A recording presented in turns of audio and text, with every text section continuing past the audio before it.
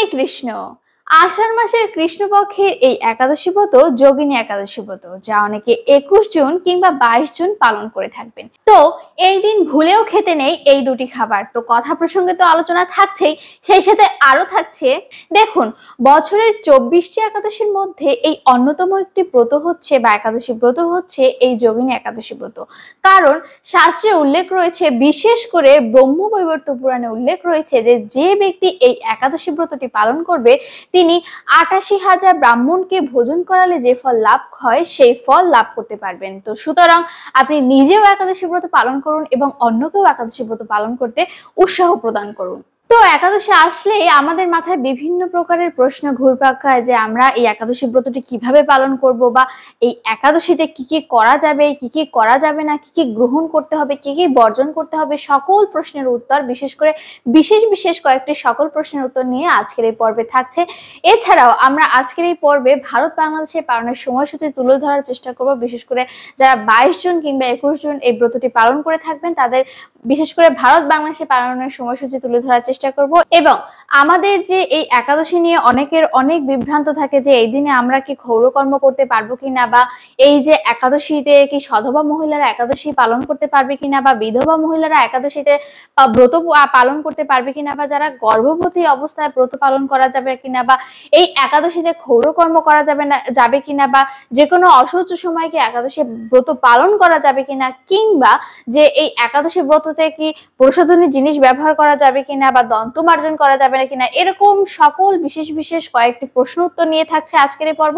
এবং পরিশেষে আমরা এই একাদশী ব্রতের মাহাত্ম্য, অর্থাৎ এই যোগিনী একাদশী ব্রতের মাহাত্ম্য আমরা পরিশেষে বলার চেষ্টা করব। তো ভিডিওটি শুরু থেকে শেষ অবধি ধৈর্য সহকারে দেখার অনুরোধ রইল। তো সকলকে স্বাগত জানাই আমাদের এই ধর্মকথা চ্যানেলে। এখানে আমরা একাদশী ব্রত, পূর্ণিমা, অমাবস্যা, ধর্মীয় তত্ত্ব, শাস্ত্রীয় কাহিনী, শুভতিথি বিষয়ক বিভিন্ন হিন্দু ধর্মীয় শাস্ত্রীয় ভিডিও আপলোড করে দিয়ে থাকি। তো ভিডিওটি যদি ভালো লেগে থাকে অবশ্যই একটি লাইক করবেন এবং কমেন্টে জয় শ্রীকৃষ্ণের জয় একবার হলেও লিখে যাবেন। এবং এরকম যদি আরো হিন্দু ধর্মীয় শাস্ত্রমূলক ভিডিও পেতে চান অবশ্যই চ্যানেলটিকে সাবস্ক্রাইব করে আমার পাশে থাকবেন। তো আমাদের যে এই ভিডিওর মূল প্রসঙ্গ, যে ভুলেও এই দিনে খেতে নেই এই দুটি খাবার। তো কোন দুটি খাবার এই দিনে ভুলেও খেতে নেই সে কথা প্রসঙ্গে আমরা একটু পর আলোচনা করছি। তবে এই যে বিশেষ কিছু কথা রয়েছে যা না জানলেই নয়, তো সেই সম্পর্কে আমরা কিছুক্ষণ সময় ধরে একটু ধৈর্য সহকারে শোনার চেষ্টা করব। তো চলে আসা যাক ভিডিওর মূল পর্বে। আমরা ইতিমধ্যে বলে ফেলেছি যে এই একাদশী ব্রতটি কেন আমাদের অবশ্যই পালন করা উচিত, অর্থাৎ শাস্ত্রে এই একাদশী ব্রতটি অবশ্যই পালন করার বিধি দিয়েছে। কেননা এই একাদশী ব্রতটি যদি আপনি পালন করেন তাহলে ৮৮,০০০ ব্রাহ্মণকে ভোজন করালে যে ফল পেয়ে থাকবেন সেই ফল শুধুমাত্র এই একটি একাদশী ব্রত পালনের মাধ্যমে আপনি পেয়ে থাকবেন। তো দেখুন কতই মাহাত্ম্যপূর্ণ এই যোগিনী একাদশী ব্রত। সুতরাং আপনি নিজেও এই একাদশী ব্রত পালন করুন এবং আপনার আত্মীয় স্বজন সবাইকে নিয়ে এই একাদশী ব্রত পালন করুন। এছাড়াও সবাইকে উৎসাহ প্রদান করুন এই একাদশী ব্রত পালন করতে। তো এবার চলে আসা যাক যে আমাদের কিছু বিশেষ প্রশ্ন রয়েছে, সেগুলো নিয়ে প্রশ্ন উত্তর নিয়ে, যে একাদশীতে কি আমরা ক্ষৌরকর্ম করতে পারবো কিনা। তো সুতরাং একাদশীতে সম্পূর্ণ ক্ষৌরকর্ম নিষিদ্ধ। এক্ষেত্রে চুল দাড়ি কাটা যাবে না বা দন্তমার্জন করা যাবে না। এক্ষেত্রে আরো বিশেষ বিধিনিষেধ রয়েছে, বিশেষ কিছু বিধিনিষেধ গুলো এখানে তুলে ধরার চেষ্টা করেছি। তো এক্ষেত্রে সম্পূর্ণই ক্ষৌরকর্ম নিষিদ্ধ। তো এছাড়াও অনেকে জিজ্ঞেস করে যে একাদশীর দিন কি দাঁত মাজা যাবে বা দন্তমার্জন করা যাবে। তো সেক্ষেত্রে না, আপনি একাদশীর আগের দিন দন্তমার্জন করবেন। তো একাদশীর দিন অবশ্যই দন্তমার্জন করা যাবে না, পুরোপুরি বর্জনীয়। এবং একাদশীতে কোনো প্রকার প্রসাধনী জিনিসও ব্যবহার করা যাবে না, অর্থাৎ স্নো পাউডার, মানে যে কোনো ধরনের প্রসাধনী জিনিস এই একাদশীতে আপনি ব্যবহার থেকে এড়িয়ে চলবেন। তো অনেকে জিজ্ঞেস করেন যে একাদশী থেকে ভগবানকে অন্ন প্রসাদ দেওয়া যাবে কিনা। তো সেক্ষেত্রে হ্যাঁ, একাদশীতে আপনি ভগবানকে অন্ন দিতে পারবেন, কিন্তু ওই অন্ন আপনি একাদশী দিন গ্রহণ করতে পারবেন না। তো সুতরাং পরিশেষে কি বলা যাচ্ছে, যে একাদশীতে অবশ্যই ভগবানকে অন্ন প্রদান করতে পারবেন, সেটা যখন প্রসাদ হিসেবে আপনি গ্রহণ করতে পারবেন, কিন্তু একাদশীর দিন নয়, আপনি গ্রহণ করতে পারবেন না একাদশীর পরের দিন, অর্থাৎ পারণের সময়। তো সুতরাং আমরা এখন স্পষ্ট হয়ে গেছি যে অবশ্যই আমরা একাদশীতে ভগবানকে অন্ন দিতে পারবো। তো এক্ষেত্রে আমরা অনেকে একাদশীতে সবজি রন্ধন করে ভগবানকে দিয়ে থাকি। তো এক্ষেত্রে আমরা কি মশলা ব্যবহার করব অনেকে আমাকে প্রশ্ন করে থাকে। তো এক্ষেত্রে আমরা অবশ্যই ৫ ফোড়নকে এড়িয়ে চলবো এবং বাজারের যে মশলাজাত হলুদের গুঁড়ো, মরিচের গুঁড়ো এগুলো থেকেও আমাদের এড়িয়ে চলতে হবে। এক্ষেত্রে আমরা নিজেরা বানিয়ে এই হলুদের গুঁড়ো নিজেরা ভাঙিয়ে মেশিন দিয়ে সেটা ব্যবহার করার চেষ্টা করব। এবং একাদশীতে এমনি যে লবণ আমরা ইউজ করি প্রতিদিন, সেই লবণটা ব্যবহার করা যাবে না, আমাদের অবশ্যই সিন্দুক লবণ ব্যবহার করতে হবে। এবার আসি পঞ্চরবি শস্যের বিষয়ে। কারণ আমরা সকলে জানি যে একাদশীতে পঞ্চরবি শস্য পুরোপুরি নিষিদ্ধ। কারণ কেননা আপনি যদি একাদশীতে ভুলক্রমে এই পঞ্চরবি শস্য গ্রহণ করে থাকেন, তাহলে আপনার একাদশী ব্রতটি ভেঙে যাবে, ব্রতের দোষ লাগবে। তো এক্ষেত্রে ধান, যব, মুড়ি, ডাল, চিড়ে, খই, সকল প্রকার বিস্কুট বা বেকারি জাত এ প্রকার মানে যত সব পঞ্চরবি শস্য রয়েছে সবই আপনাকে একাদশীর দিন এড়িয়ে চলতে হবে।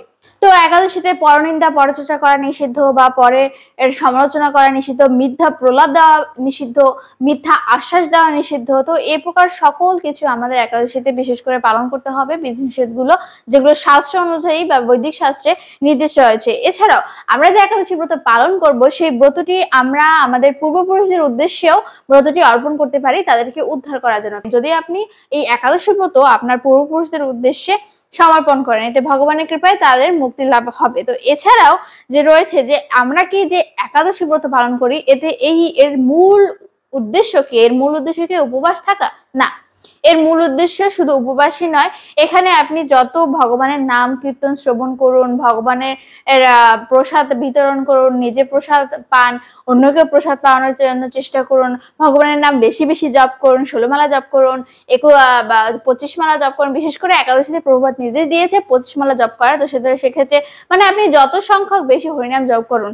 তো এছাড়াও আমাদের গীতা, ভাগবত এরকম অনেক শাস্ত্রীয় কাহিনী বা শাস্ত্র অধ্যয়ন করতে হবে এই একাদশীর দিনে। তো এখন আসি যে একাদশীতে কি সধবা, বিধবা বা গর্ভবতী মহিলারা কি একাদশী ব্রত পালন করতে পারবে? তো হ্যাঁ, অবশ্যই আপনারা একাদশী ব্রত পালন করতে পারবেন, এক্ষেত্রে কোনো বিধিনিষেধ নেই। তো এছাড়াও যারা মাসিক চলাকালীন বিষয়ের সময়ে একাদশী ব্রত চলে আসে, বিশেষ করে আমরা মেয়েরা বা মায়ের জাতিরা যারা রয়েছি, তো সেক্ষেত্রে আপনারা একাদশী ব্রত পালন করতে পারবেন। তবে আপনার ভগবানের সেবা পূজা বা গর্ভ মন্দিরে প্রবেশ করতে পারবেন না।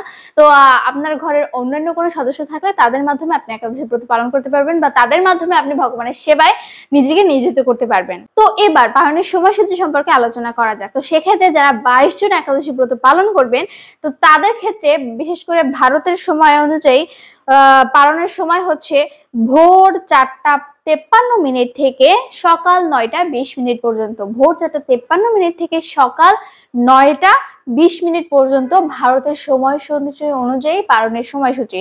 আর বাংলাদেশের ক্ষেত্রে পালনের সময়সূচি হচ্ছে ভোর 5:18 থেকে 9:37 পর্যন্ত। ভোর 5:18 থেকে 9:37 পর্যন্ত। তো সুতরাং এই হচ্ছে ভিডিওর মূল প্রসঙ্গ। তো এবার চলে আসা যাক যে এই যোগিনী একাদশী ব্রতের মাহাত্ম্য কথা, যেটা আমাদের অবশ্যই মানে যে যখন একাদশী ব্রত পালন করবেন সে অবশ্যই তখন সেই একাদশী ব্রত মাহাত্ম্যটি পাঠ করার চেষ্টা করবেন এবং সকলকে নিয়ে শ্রবণ করার চেষ্টা করবেন। চলুন আসা যাক আজকে আমরা যে এই যোগিনী একাদশী ব্রত মাহাত্ম্য পাঠ করছি, সকলে ধৈর্য সহকারে শ্রবণ করি। ব্রহ্মবৈবর্ত পুরাণে আষাঢ় মাসের কৃষ্ণপক্ষের একাদশী ব্রত মাহাত্ম্য যুধিষ্ঠির শ্রীকৃষ্ণ সংবাদ রূপে বর্ণিত আছে। যুধিষ্ঠির বললেন, হে বাসুদেব, আষাঢ় মাসের কৃষ্ণপক্ষিয়া একাদশী মাহাত্ম্য কৃপাপূর্বক আমাকে বলুন। শ্রীকৃষ্ণ বললেন, হে মহারাজ, সকল পাপ বিনাশিনী ও মুক্তিপ্রদ এই উত্তম ব্রতের কথা বলছি, আপনি শ্রবণ করুন। আষাঢ় মাসের কৃষ্ণপক্ষিয়া একাদশী যোগিনী নামে খ্যাত। মহাপাপ নাশকারী এই তিথি ভব সাগরে পতিত মানুষের উদ্ধার লাভে একমাত্র নৌকা স্বরূপ। ব্রত পালনকারীদের পক্ষে এটি সর্বশ্রেষ্ঠ ব্রত বলে প্রসিদ্ধ। এই প্রসঙ্গে আপনাকে একটি পবিত্র পৌরাণিক কাহিনী বলছি। অলকানগরে শিব ভক্ত পরায়ণ কবিরের নামে এক রাজা ছিল। তিনি প্রত্যহ শিব পূজা করতেন। তার হেমমালী নামে একজন মালি ছিল।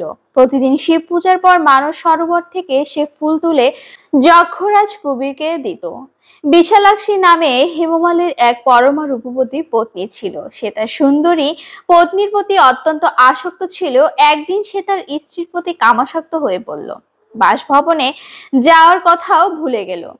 বেলা দুই প্রহর অতীত হলো। অর্চনের সময় চলে যাচ্ছে দেখে রাজা ক্ষুব্ধ হলেন। মালির বিলম্বের কারণ অনুসন্ধানে এক দূত প্রেরণ করলেন।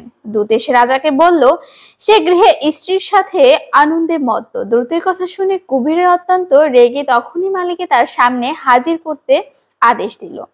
এদিকে মালিক কুবেরের পূজার সময় অতিবাহিত হয়েছে বুঝতে পেরে অত্যন্ত ভয় পেল, তাই স্নান না করেই সে রাজার কাছে উপস্থিত ছিল। তাকে দেখা মাত্র রাজা ক্রোধবশে চোখ রাঙিয়ে বললেন, রে পাপিষ্টি দুরাচার, তুই দেব পূজার পুষ্প আনতে অবজ্ঞা করেছিস, তাই আমি তোকে অভিশাপ দিচ্ছি, তুই শ্বেতকুণ কুষ্ঠগ্রস্ত হয়ে যা এবং তোর প্রিয়তমা ভার্সার সাথে তোর চিরবিয়োগ সংঘটিত হোক। নিজ তুই এখনই এ স্থান ভ্রষ্ট হয়ে অধোগতি লাভ কর। কবিরের এই অভিশাপে হেমমালী পত্নীর সাথে স্বর্গভ্রষ্ট হয়ে দীর্ঘকাল যাবৎ কুষ্ঠরোগ ভোগ করতে লাগলো। রোগের যন্ত্রণার দিন অথবা রাত্রে কখনোই সে সুখ পেত না। এভাবে শীত গ্রীষ্মের প্রচন্ড বেদনায় বহু কষ্টে সে জীবনযাপন করতে লাগলো। কিন্তু দীর্ঘদিন মহাদেবের অর্চনে ফুল সংগ্রহের স্বীকৃতির ফলে সে শাপগ্রস্ত হয়েও বৈষ্ণব শ্রেষ্ঠ শিবের বিস্মরণ কখনো হয়নি। একদিন হেমমালী ভ্রমণ করতে করতে হিমালয়ে শ্রী মার্কেন্ডীয় ঋষির আশ্রমে উপস্থিত হলো। কুষ্ঠরোগের পীড়িত সপত্নী হেমমালীকে দর্শন করে শ্রী মার্কেন্ডীয় তাকে জিজ্ঞেস করলেন, তুমি কার অভিশাপে এইরকম নিন্দনীয় কুষ্ঠরোগগ্রস্ত হয়েছ? সে উত্তরে দিল, হে মুনিবর, রাজা ধনকুবেরের আমি ভীত ছিলাম। আমার নাম হেমমালী। আমি প্রত্যহ মানব সরোবর থেকে ফুল তুলে শিব পূজার জন্য রাজাকে দিতাম। কিন্তু দুর্ভাগ্যক্রমে একদিন স্ত্রীর মনোরঞ্জন হেতু কামাসক্ত হওয়ায় সে ফুল দিতে বিলম্ব হয়। রাজার অভিশাপে এইরকম দুর্দশাগ্রস্ত হয়েছে। পরোপকারী সাধুগণের স্বাভাবিক কর্ম। হে ঋষিশ্রেষ্ঠ, আমি অত্যন্ত অপরাধী, কৃপা করে আমার প্রতি প্রসন্ন হন। তখন দয়াদ্রচিত্ত মার্কণ্ডেয় মুনি বললেন, হে মালি, তোমার মঙ্গলের জন্য শুভ ফল প্রদানকারী এক ব্রতের উপদেশ করছি।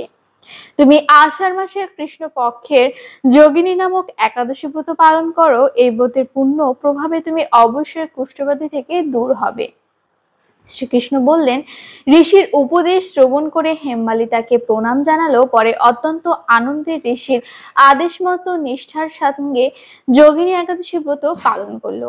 এইভাবে হেমমালী সমস্ত রোগ থেকে মুক্তি হলো ও পত্নী সহ সুখে জীবনযাপন করতে লাগলো। হে মহারাজ যুধিষ্ঠির, আমি আপনার কাছে এই ব্রত উপবাসের মহিমা কীর্তন করলাম। এই ব্রত পালনে ৮৮,০০০ ব্রাহ্মণকে ভোজন করানোর ফল লাভ হয়। যে ব্যক্তি এই মহাপাপ বিনাশকারী ও পুণ্যফল প্রদায়িনী যোগিনী একাদশীর কথা পাঠ এবং শ্রবণ করেন, সে অচিরেই সর্বপাপ থেকে মুক্ত হন। তো এই ছিল মূলত যোগিনী একাদশী ব্রতের ব্রত মাহাত্ম্য কথা, যা এতক্ষণ ধরে আমরা সকলে ধৈর্য সহকারে শোনার চেষ্টা করলাম। তো ভিডিওর মূল প্রসঙ্গ যে কোন দুটি খাবার এই দিনে ভুলেও খেতে নেই, সেই দুটি খাবার হচ্ছে, প্রথমটি হচ্ছে আমিষ আহার এবং দ্বিতীয়টি হচ্ছে পঞ্চরবি শস্য। তো আমাদের সকলকেই এই একাদশীর দিন এবং একাদশীর পরের দিনও এই দুটি খাবার থেকে বিরত থাকতে হবে, অর্থাৎ এই আমিষ আহার ও পঞ্চরবি শস্য থেকে আমাদের বিরত থাকতে হবে। তো হরে কৃষ্ণ, এই ছিল মূলত আজকের এই পর্ব। ভিডিওটি যদি ভালো লেগে থাকে অবশ্যই একটি লাইক করবেন এবং কমেন্টে জয় শ্রীকৃষ্ণের জয় একবার হলেও লিখে যাবেন। এবং এরকম যদি আরও হিন্দু ধর্ম তথ্যমূলক ভিডিও পেতে চান অবশ্যই চ্যানেলটিকে সাবস্ক্রাইব করে আমার পাশে থাকবেন। হরে কৃষ্ণ।